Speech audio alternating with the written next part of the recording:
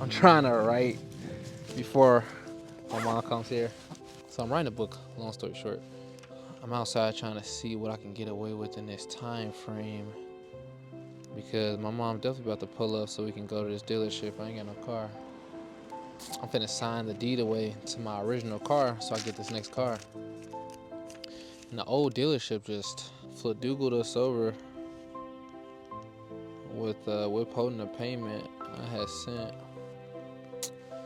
But I'm gonna have to cook them for that in a separate video. I think the video title is gonna be something like the absolute worst car dealership in Chicago, something like that.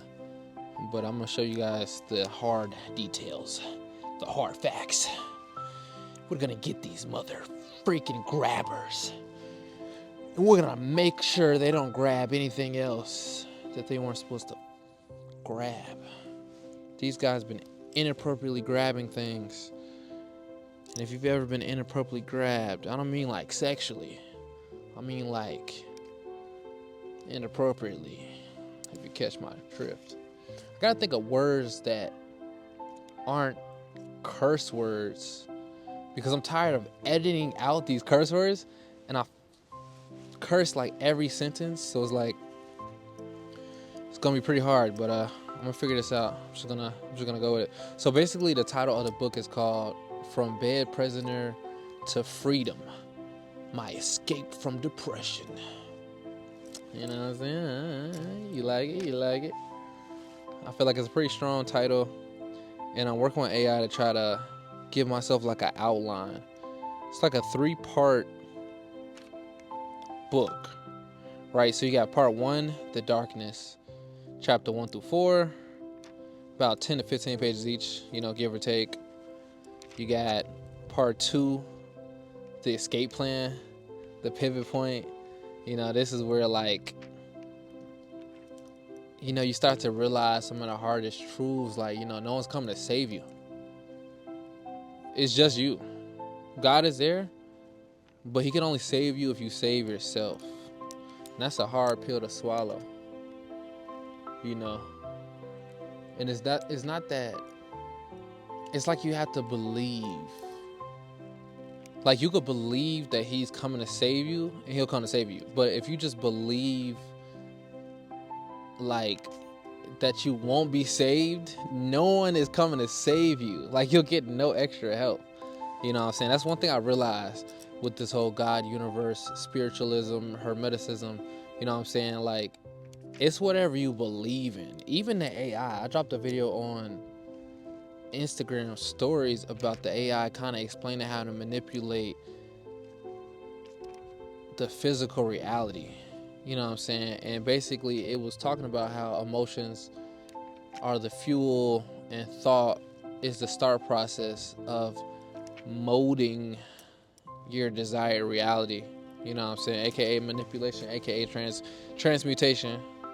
You know what I'm saying? For all my occultists out there, And part 3 of the book is the life you create. It's like healing from the past, facing old wounds, and letting go. You know what I'm saying? Like making peace of what happened and kind of just sending that energy out. I know a lot of my viewers have been through a lot of dark times, a lot of depression. And that's pretty much what I'm here for. I'm here for people that's been through a lot of depression, people that's been through a lot of heartache, and they're looking for a solution to get up. They're looking for a solution to escape, not from life, but escape from depression. It's escape from being a prisoner, your own prisoner, but being a prisoner. You know what I'm saying? That's why the title, I feel like for me, hits so hard, because it's from bed prisoner. Like I used to be stuck in the bed for hours. I couldn't even go pee. Like I couldn't even take a doozer. You know what I'm saying? Like I couldn't leave the bed. You know what I'm saying? There was times where I was leaning on medicinal cannabis and stuff like that, and it's like I couldn't even roll up. Dopamine levels just completely depleted. I'm in the negatives. I owe a debt of dopamine, and it's I'll never forget those times. It was times where I couldn't get on the phone. Like, all I could do was just lay there. And me, naturally, I can't really conceptualize time sometimes. So it was just like an infinite amount of like space just going on. So basically, let me give you like an overview of the book, because now that this video is recorded and now that I'm actually seeing myself tell y'all exactly what I'm going through, you know, maybe I don't have time to like really write the most down before like my mom comes to pick me up, but at the same time, maybe I'll just tell you like a overview. So chapter 1, you know, drowning in depression, describing like daily depression felt in my bed. I just ate like 2 fat burgers. It was ground beef and ground turkey like mixed together. When I figured out you can mix ground beef and ground turkey, phenomenal. All I use is like Lowry seasoned salt, which I try not to use that much of because that has like actual salt and like other salt, like mixed salt or whatever. I don't know. I haven't looked at the ingredients, but I'm pretty sure it's multiple types of salt. And then I use onion powder, garlic powder. I don't use anything else. Mostly anything I cook, salmon, beef, turkey, chicken. I don't really use anything else because it's like salt sometimes, especially in the black community, can kind of like mess you up. I'm not too sure about other races, how they take on the salt. I just know like the black community, I ain't gonna lie, like they getting diddy like with the salt. Like not with the oil, but with the salt. You know what I'm saying? Ankle swollen.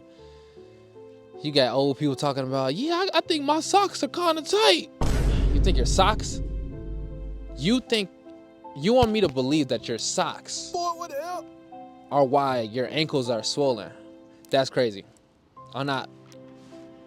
Sometimes when I notice like an older person that's just gonna like not take care of themselves because of whatever concept they believe in for like whatever 40, 50, 60, 70 or like over a decade of time, you know, I'm not gonna really challenge that. I don't have the time. I used to have the time and energy, but I've learned to give it to y'all.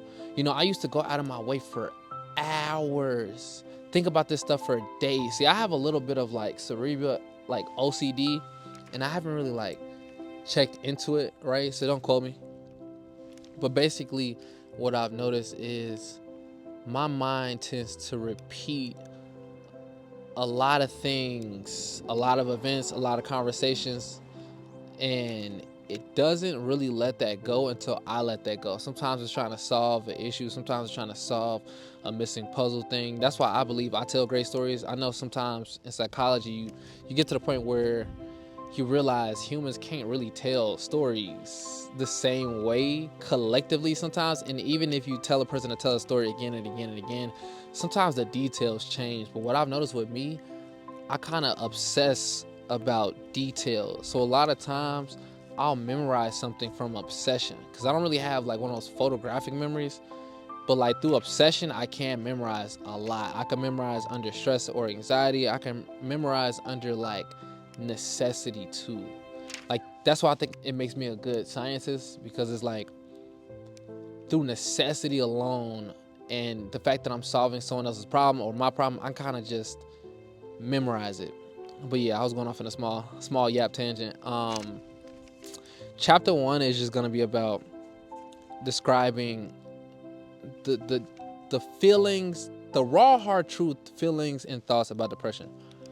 And you know, waking up like with hopelessness, feeling stuck, you know what I'm saying, self-hate cycles. Now, I didn't really struggle with intense self-hate cycles, but I'm gonna share to y'all what I can, because I'm just not really learning about self-love and self-hate a lot more. I thought I understood until I start really giving myself self-love, really giving myself that attention. I didn't really understand how giving someone else that attention, giving random people that attention, even the internet, you know what I'm saying, your phone that attention, how much that can be considerably self-hate. So, you know, that's one thing. And I hope this doesn't get interrupted. I hope I don't. I can't even do nothing about that. I hope this don't get interrupted. I feel like I'm gonna get a call, but I'll just try to flip this on real quick. But yeah, so chapter 2 is about, like addiction loops. I was an addict of a couple of different things. Some things that people don't try to mention as drugs. They try to chalk it up as something else, which in my opinion, you can't ignore addiction. And addiction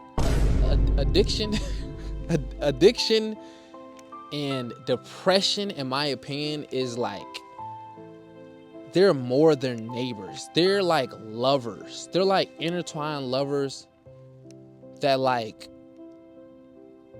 I feel like to the world, they're like a homosexual couple. They're like trying to hide their love, but they're so deep attached that but there's always this like hidden aspect of, oh, I'm an addict, but I'm not depressed, or I'm depressed, but I'm not an addict.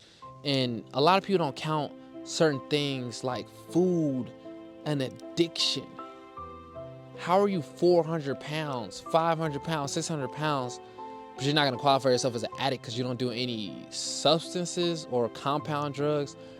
But that food, technically, if we put us up on an MRI scan, I guarantee you that food is changing your brain chemistry, which is why you would consider that to be a drug. Some drugs like mushrooms, like psilocybin mushrooms, magic mushrooms, they consider that a drug, not because of a compound and not because psilocybin mushrooms don't make you feel happy.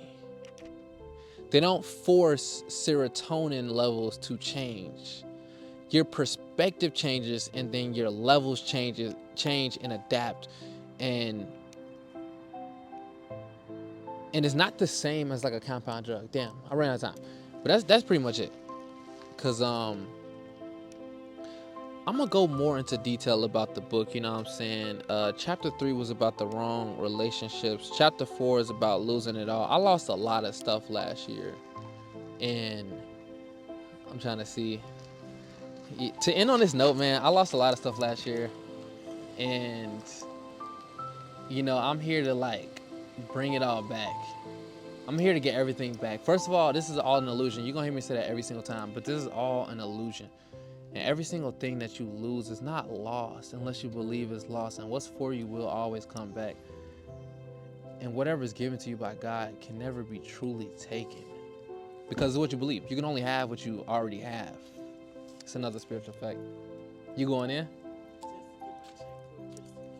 Oh, okay. Looks like I got some more time, y'all. All right, so I'm gonna try to finish this up real quick. But chapter 5 is, like I was saying before, the hardest truth. No one's come to save you. Realizing that no one can fix this but you. Prayer helps a lot. But that's you fixating or collectively thinking in one way with an emotional provocation, which is how you summon God or allow God to give you these things that you really want. And chapter 6 is like small wins save lives. Sometimes, a lot of times, people think you gotta do all these huge things to transition. You gotta do all these huge things to just get out of a rut just because you're at like a super low. But for every super low, you do go super high too, and you gotta wait for these moments. So it's these little wins that often create a lot of energy and a lot of fuel for the bigger wins. Same thing with the lowers too. A lot of lows add up and collect, and then it's just like a whirlwind down a tunnel. And mindset is gonna be very important on this.